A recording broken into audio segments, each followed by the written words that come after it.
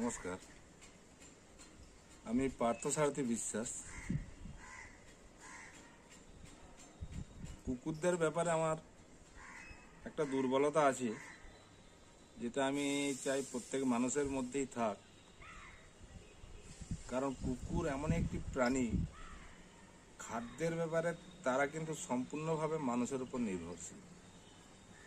অন্যান্য প্রাণীর যেমন নিজস্ব কোনো আহারের আছে, গরু ছাগল তার নিজস্ব ঘাস পাতা ইত্যাদি আছে, কিন্তু কুকুরের ক্ষেত্রে একমাত্র মানুষই তাদের ওপর, কুকুর মানুষের ওপরই নির্ভরশীল। তো আমরা একটু সহানুভূতির সঙ্গে যদি দেখি এই বিষয়টা, যদি আমাদের